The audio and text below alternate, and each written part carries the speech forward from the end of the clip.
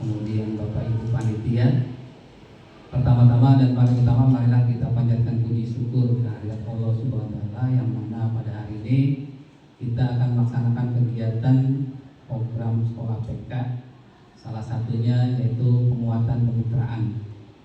Dalam hal ini diwakili oleh Budi dari PT Kreatif lain, cuma mungkin untuk kedepannya bisa lebih kuat lagi, kemudian bisa juga lebih berkembang lagi, baik itu nanti sekolah ataupun dari Budinya. Ya, jadi kita harapkan seperti itu. Ya.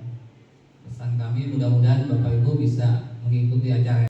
Baik, selanjutnya Bapak Ibu telah hadir di ruang ini. Bapak Khairul Basri, beliau adalah penguatan kemitraan untuk masa depan. Kenapa kolaborasi ini penting, sekolah dengan industri? Jadi untuk mempersiapkan anak-anak muda ini untuk menghadapi dunia global. Jadi memang seperti yang kita tahu kan, DKI tahun ini terakhir ya untuk jadi DKI ya, ke depan jadi DKJ ya, kalau misalnya daerah khusus Jakarta. Karena ibu kota akan pindah ke IKN. Nah, di undang-undang itu juga mensyaratkan bahwa semua aspek pemerintahan berubah tempatnya di sana, dan akhirnya Jakarta berubah menjadi kota global. Ya, cita-citanya kalau nggak salah gini ya, dari Pak Heru Budi PJ-nya, bahwa Jakarta ke depan akan menjadi kota global. Nah, bagaimana kita akan mempersiapkan anak-anak muda di sini bisa menghadapi dunia global, dunia luar ya.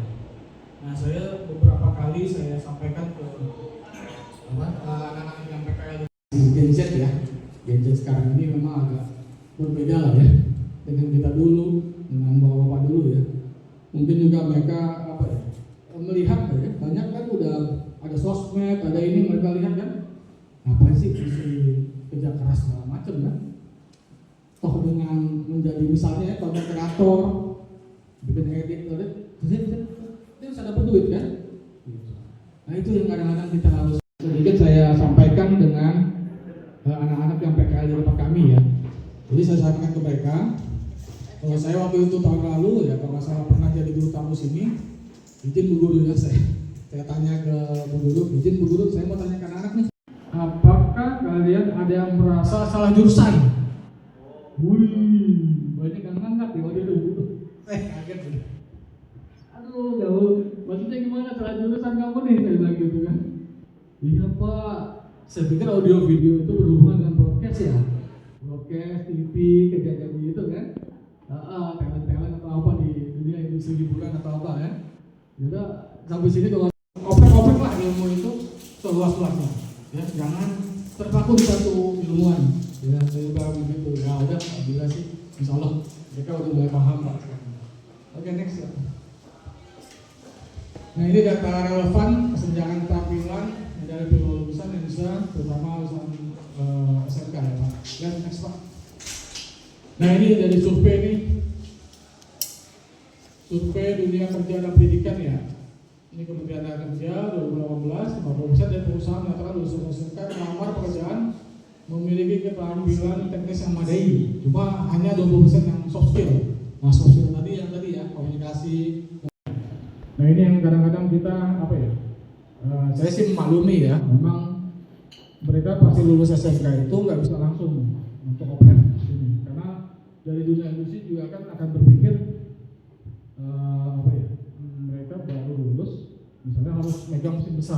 Nah itu agak risiko ya bagi Indonesia. Jadi mungkin mereka jadi asisten apa gitu, asisten apa mungkin di situ nanti disampaikan. Cuma memang pas ketika mereka jadi asisten operator atau apa mesin apa, ketika dia lihat mesinnya berbeda dengan yang di sekolah, kadang mereka tuh butuh effort lagi ya, effort buat menambah lagi untuk mempelajari itu ya. Nah, Web Future Job Report laporannya 2020. Kemudian studi Bank Dunia, banyak lulusan SMK yang tidak bekerja sesuai dengan bidang studi mereka. Nah ini yang tadi saya sampaikan ya, bahwa yang berbeda dengan jurusannya. Next Pak. Meningkatkan keterampilan dan kesempatan. Nah ini tujuan kemitraan kita menyelaraskan kurikulum dengan industri. Nah, sinkronisasi tadi. Sebelum mereka berangkat PKL, gitu. Apalagi di sini Bapak Ibu guru juga kan ada yang mengajar di kelas 11 gitu kan. Dan mereka anak-anak ini sekarang harus PKL di kelas 12 di awal semester di semester 5 gitu. Lalu setelah itu mungkin nggak tahu saya Pak Iwan apakah sudah disampaikan ada beberapa guru yang mungkin nanti juga akan magang ke tempat Bapak gitu kan ya. Lalu rencananya proses magang teman-teman dari guru di AFI DNE ini seperti apa Pak Heru? Mungkin itu juga bisa disampaikan sambil kita bisa diskusi gitu ya. Karena setahu saya nanti di SMK PK itu bukan hanya sekedar magang gitu kan gurunya juga, tapi juga harus ada bentuk proyek yang memang harus dihasilkan gitu. Proyeknya mungkin nanti seperti apa, jadi mungkin bisa Pak Heru sampaikan gitu untuk teman-teman ya, guru yang nanti untuk persiapan magang mereka. Mungkin itu saja Pak Heru dari saya, terima kasih. Memang kalau dulu kan memang kami minta mereka asal punya smartphone aja ya, smartphone bisa PKL. Untuk tahun ini memang kami ada sedikit agak lebih meminta mereka untuk effort yang lebih besar, yaitu minimal mereka punya laptop. Entah laptop siapa nggak apa-apa, maksudnya abangnya kah atau kakaknya, adiknya nggak apa-apa. Mungkin saya ke kantor bawa laptop untuk di sana. Karena kita lihat kemarin-kemarin itu kalau memang dia melakukan pekerjaan tugas kantor itu sebenarnya pakai HP bisa Pak, HP bisa, cuma ada butuh effort gitu ya, butuh effort besar gitu ya. Jadi kita kan memang ada desain grafis sama marketing ya, jadi kita jualan online gitu kan. Nah, ketika kita minta mereka untuk upload di website yang gratisan yang kita bisa akses untuk menjual produk atau jasa kita di sana. Nah, mereka agak keteteran kalau cuma pakai HP. Dan juga kalau memang untuk desain gitu kan, ya banyak kita pakai Canva Pro ya, untuk desain itu memang tampilan laptop beda sama HP kan. Jadi memang kalau HP kan agak kecil gitu, kalau desain agak kecil gitu. Kalau saya lihat sih agak kesulitan mereka kalau gitu. Kalau bisa memang pakai laptop itu lebih baik ya Bapak Ibu. Jadi memang tampilannya udah lihat, laptop agak besar. Untuk membuat proyek. Nah, dan penilaiannya di akhir nanti setelah dia PKL nanti dia akan presentasi Pak. Nah, salah satu dari penilaiannya adalah dia mengunggah atau mempraktekkan menjadi seorang digital marketing. Nah, jadi nyambung sekali dengan akan yang dia dapat di Karamel. Jadi pada saat itu saya di kelas saya tanyakan satu-satu. Siapa yang sudah berjualan baik melalui platform Shopee, Tokopedia atau TikTok dan lain-lain, itu saya tanya, ada yang sudah mulai jualan tapi produknya berbeda-beda. Saya sampaikan ke dia, sekarang ya itu yang kalian jual jalan terus aja, nggak masalah. Tapi nanti setelah kalian membuat proyek yang tugas dari sekolah untuk ujian di kelas 12 nanti, kalian harus bisa mengupload ini dan membuktikan dari screenshot atau apa yang dari tampilan digital akun kalian. Kalau yang nggak punya akun, silahkan boleh numpang ke temennya. Yang penting tahu cara untuk menguploadnya atau menjualnya melalui platform digital.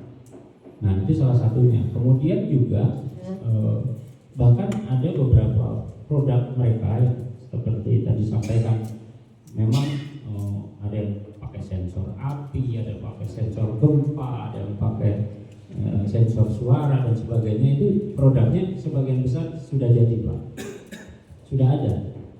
Saya bahkan meminta mereka untuk membuat dengan penguatan. Artinya apa? Bukan hanya sekedar bentuknya jadi saja, tetapi dengan aksesorisnya. Misalkan kalau di dapur ada kebakaran, ya bentuk dapurnya kayak apa? Jadi kayak miniatur Pak. Ada yang dia bikin miniatur kayak rumah, kalau gempa ada rumahnya. Jadi kayak maket seperti itulah Pak, ada di atas. Jadi target saya pada saat itu minimal kalau dilihat orang menarik, ya bisa dipamerkan. Kemudian kalau pengunjung mau datang, kalian bikin scan QR-nya sekalian. Nah ini jadi pada saat nanti dia selesai dari PKL di semester 6, nanti belajar, proyeknya ini udah ada, tinggal kita packaging lebih bagus lagi, lebih bisa menarik kan. Misalnya kan memang sama lah kayak kalau misalnya kita kuliner makanan gitu ya. Sebenarnya kue ini enak gitu kan, cuma pas packagingnya cuma plastik, polos, terus juga di pakai di atas cuma di klip doang, tanpa ada stiker atau yang menarik kan agak susah, kita jual mahal gitu kan. Nah beda dengan kita di Indomaret atau Maret kan udah pouch ya, udah pouch cetak aspirasi menarik lah. Jadi orang juga lihat, nah ini kayaknya orang malah beli tampilannya gitu kan. Pas kita buka, cobain di rumah, loh, rasanya biasa aja gitu. Nah itu kadang-kadang memang di kita kan saya juga sebagai penampil UMKM juga kadang begitu ya Bapak Ibu ya. Jadi sesuatu yang kita packaging yang lebih baik itu bisa meningkatkan nilai jual produk itu gitu. Nah apalagi kalau memang produknya udah bagus. Mengajar untuk supaya bekerja. Nah bekerja ini kan juga harus kita sudah melihat titik kerjanya di mana saja, sehingga pada saat kita mengajar yang kita ajarkan terus seluruhnya budaya kerja dan industrinya juga mengacu kepada titik yang kita tuju. Sementara anak kita ini adalah mereka tadi salah pilih dan segala macam gitu. Nah, terus juga kita karena kita mengajar ini sesuai dengan yang ada di kurikulum, mata pelajarannya tentang itu, sementara industri atau yang kita inginkan tidak seperti itu. Nah ini juga jadi, nah inilah yang mungkin menurut saya kita duduk bareng merumuskan ini gimana nih petanya gitu, pemetaannya bagi anak-anak.